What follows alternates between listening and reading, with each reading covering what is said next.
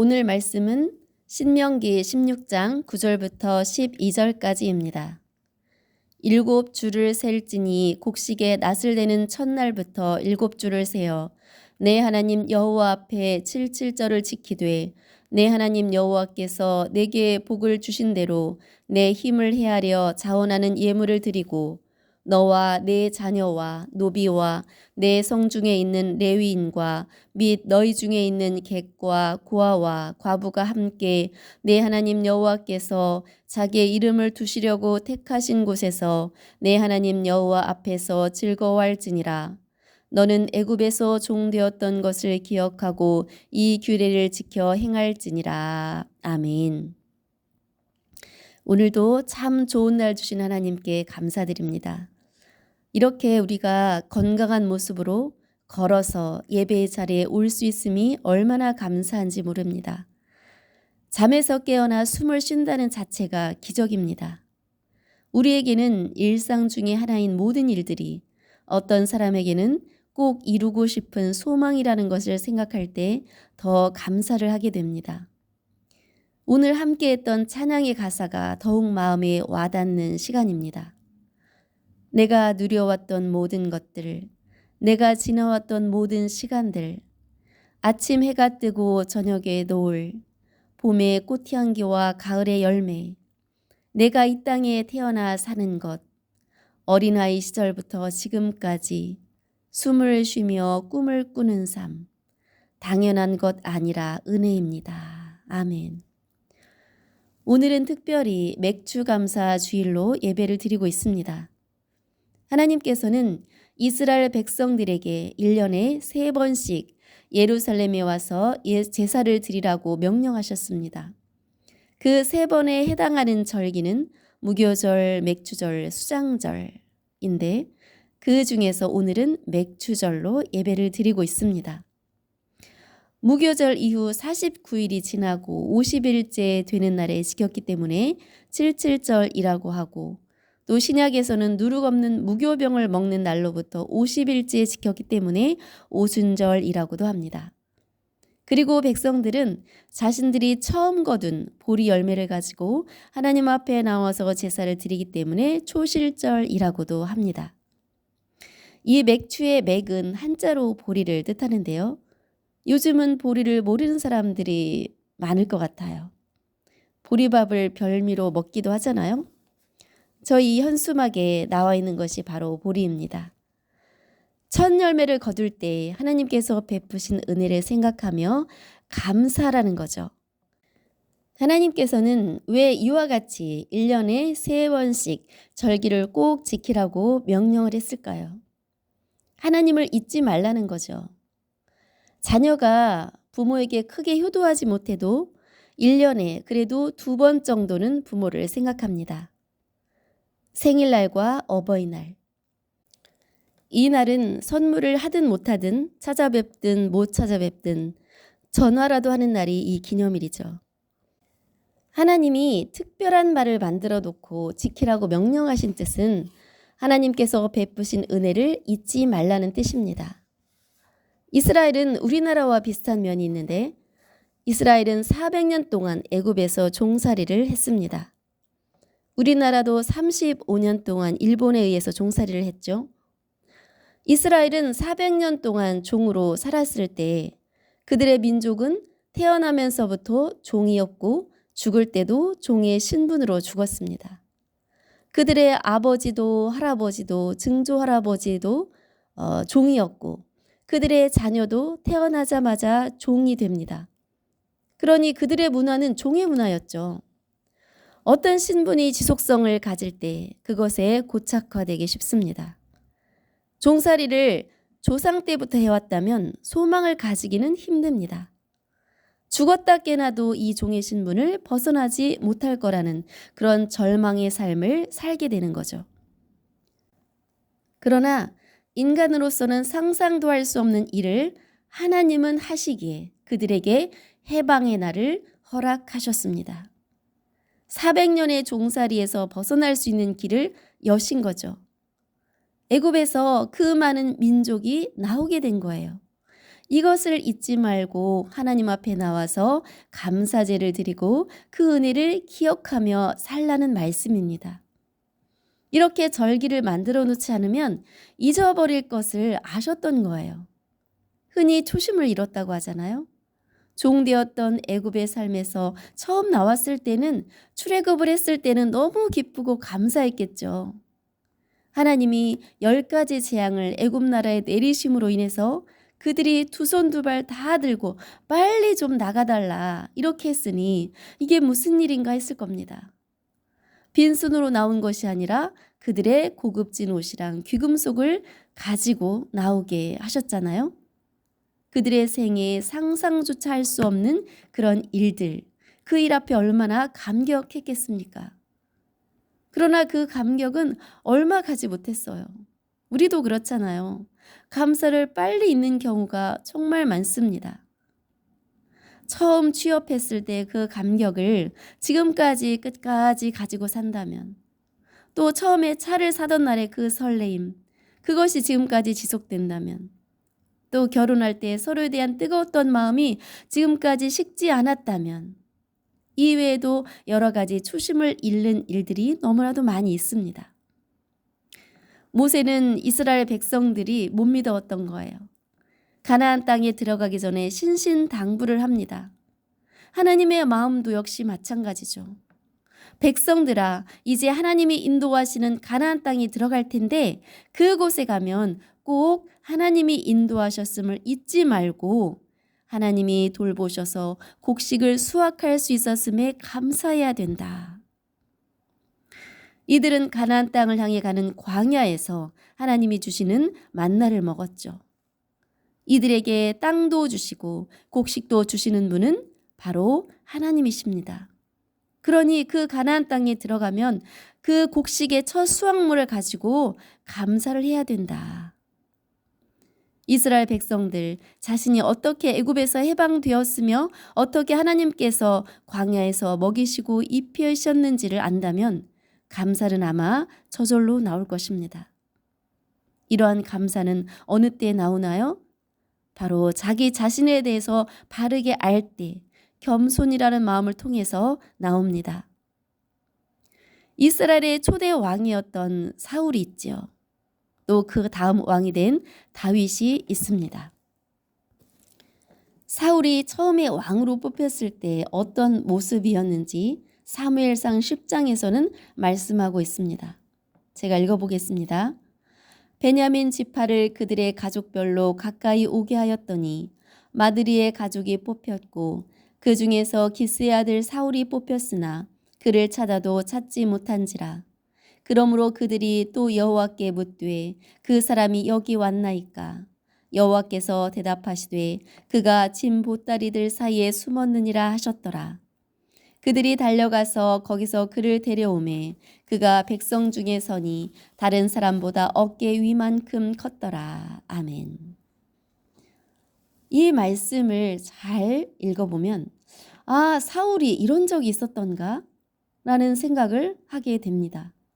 키도 다른 사람보다 훨씬 큰 사람, 이 사람이 숨어 있었어요. 어디에요? 진보따리들 그 사이에.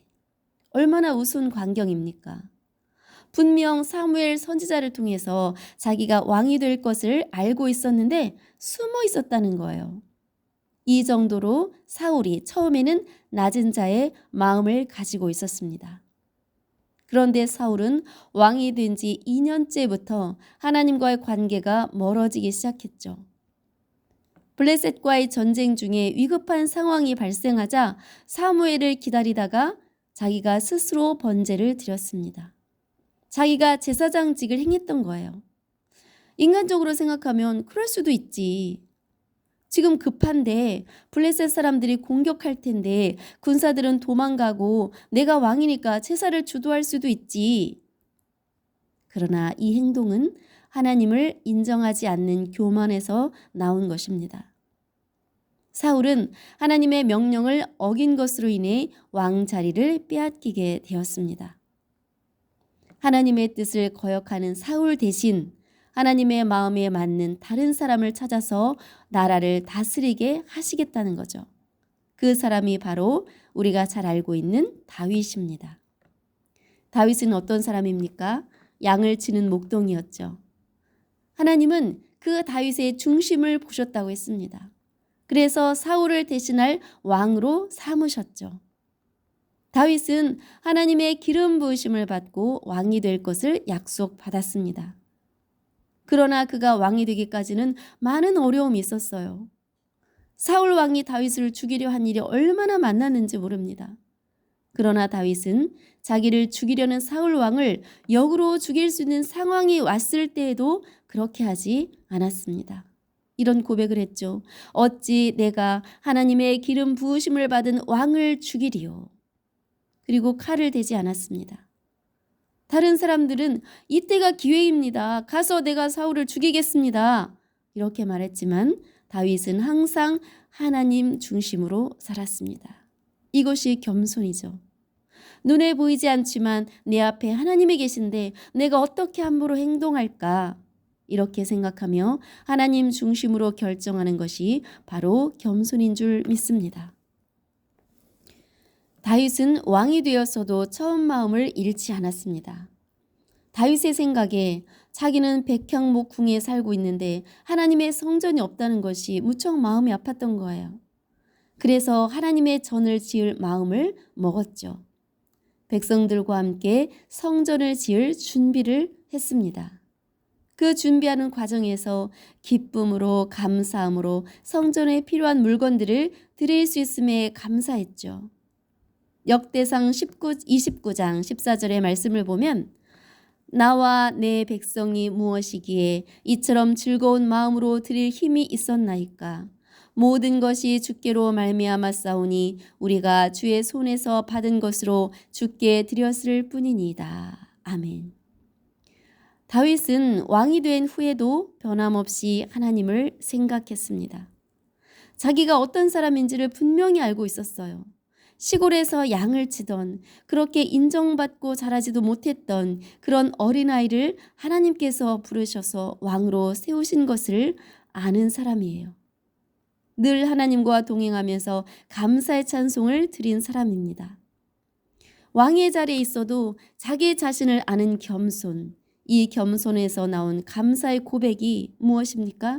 나와 내 백성이 무엇이기에 이처럼 즐거운 마음으로 하나님께 드릴 힘이 있었나이까.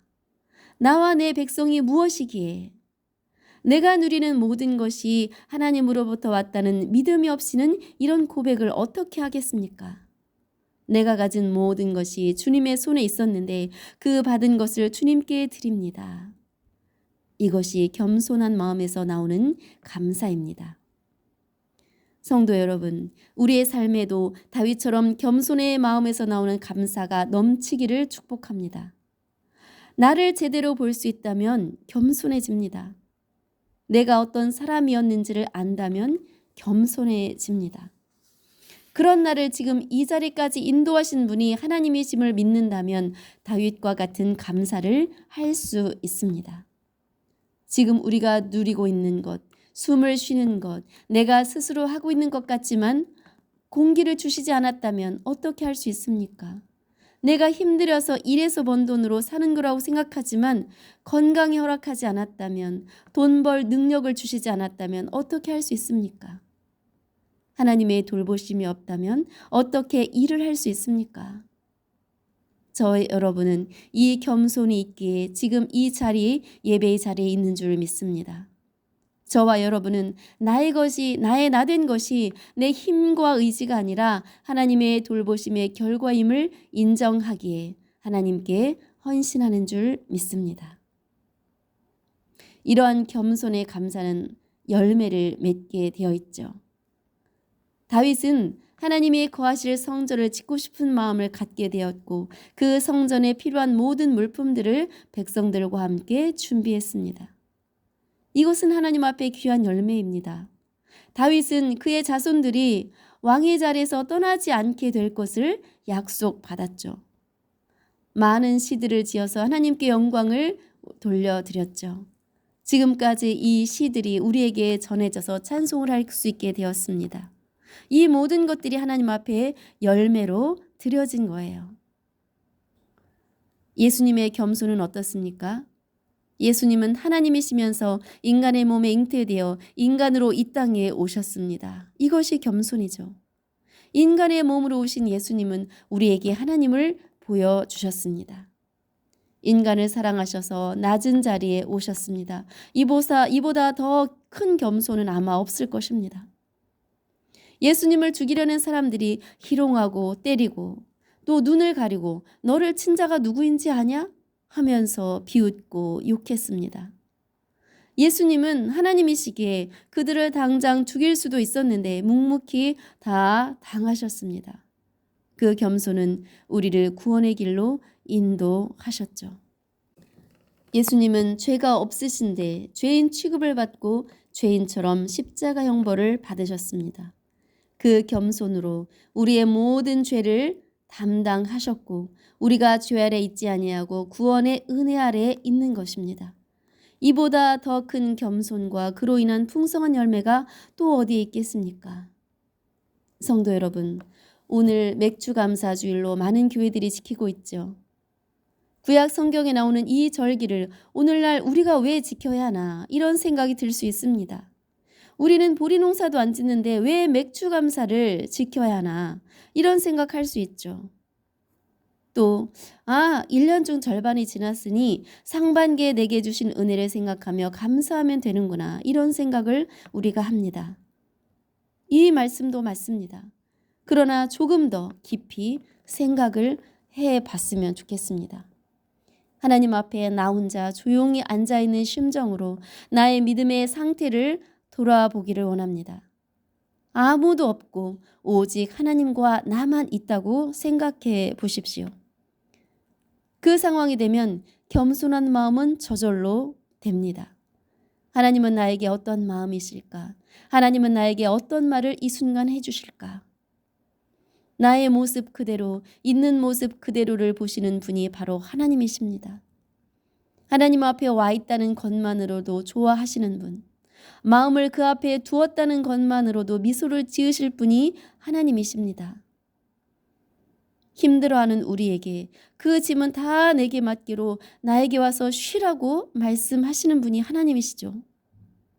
너무 바빠서 하나님 생각할 겨를도 없이 지내는 우리에게 마음을 함께 나누자고 말씀하시는 분이 바로 하나님이십니다. 하나님께 조금만 더 시선을 돌려서 대화하자고 말씀하시죠. 그분의 부르심 앞에 나아가는 것이 최고의 겸손이고 또한 감사의 표현인 줄 믿습니다. 죄인으로 하나님 앞에 갈 수 없는 우리에게 예수님을 보내주신 그 하나님, 그 예수님의 힘을 입어 나가는 것이 최고의 감사입니다. 나는 여전히 부족하지만 예수님이 내 안에 계시니 그분을 힘입어 예배드림이 겸손입니다. 저와 여러분은 어떤 사람들입니까? 창세기 1장 27절 28절에 보면 하나님은 하나님의 형상대로 저와 여러분을 창조하셨다고 기록이 되어 있습니다. 하나님은 우리에게 복을 주시며 말씀하시기를 생육하고 번성해서 땅에 충만하라, 땅을 정복하라, 바다의 물고기와 하늘의 새와 땅에 움직이는 모든 생물을 다스리라 말씀해 주셨죠. 이 세상 사람들이 저와 여러분을 보는 눈은 어떻습니까? 이 세상 사람들이 저와 여러분을 무엇이라고 규정짓더라도 저와 여러분은 하나님의 형상대로 지음받은 존귀한 사람들입니다.